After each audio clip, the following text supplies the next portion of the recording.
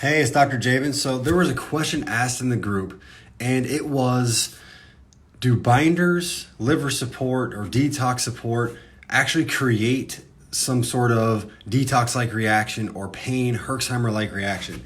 And the answer is absolutely yes. I oftentimes have had people come in where we start working with microbes, and once that first protocol ends, and then we start into the next protocol, if we take some time in between and that person doesn't decrease their binders and liver support that they use to get through a protocol, then it can make them feel worse, because now you're starting to pull toxins out of the deep crevices that they're hiding in, which creates another type of detox reaction, which you can debate whether or not it's a good thing or a bad thing. For me, it's not a thing that I want to be doing in that moment, because what I'm trying to do is get after the actual infections. So at that point, we pull back on those binders, those liver supports, that detox therapies, whether that be coffee enema, castor oil pack, or otherwise, so that we can slow down the roll of those toxins flowing out of you so you don't feel so badly. Again, it's not necessarily a bad thing to do the detoxification or use the liver support. Things like TUDCA and biotoxin binder were what was asked in the question. They're great, but if you're trying to get through the microbes, you have to make everything a balance. So I oftentimes ramp up my liver work, my binder work, my lymph work, my home therapies, and I start building those up.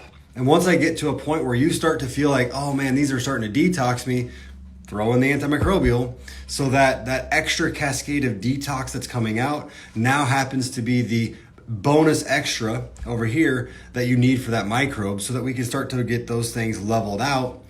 Then once that microbe is then taken care of, reduced, no longer the problem, we take that out and we start a different one, and then a different one, and then a different one, until we get to the point where we don't have the microbes anymore, so that the new toxic burden that they create doesn't come in the body. Then at that point, we start to support the body using those binders, liver support, detox methods, specifically for detoxification of heavy metals, heavy chemicals, all the plastics and everything else in the environment, the molds, the radiations, so that we can get those pulling out, instead of where you're starting to do a detox early on. So you're just using the TUDCA and the lymph detox or the biotox. Now you're flushing a little bit of everything out, right? So then at that point, when you get to a detox reaction, is it heavy metals or chemicals? So do we need HMET binder?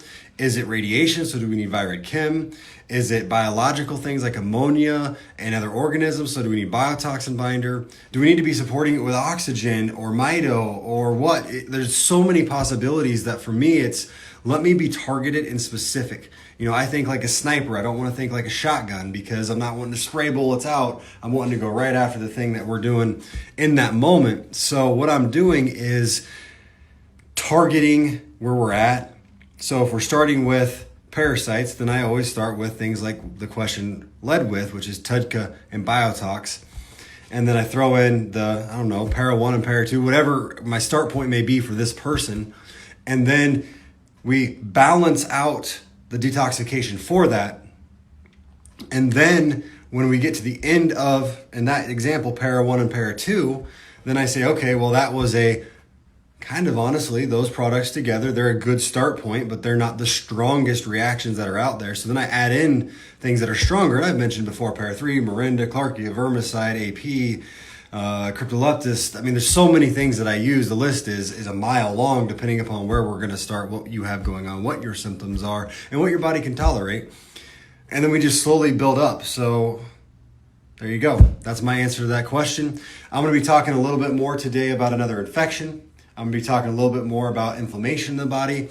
So if this information was something that you find to be valuable and useful, please invite those people that it makes you think of that need to know this. In your other groups out there, share out some of the things that I'm saying. Invite those people back in here, and let's just grow this thing. Let's spend this quarantine time driving information back into the group and growing the conversations and helping to get people well, even in this time that is a pandemic virus. Let's spend it getting well. Let's come out of this in a month feeling better, feeling healthier than we have before.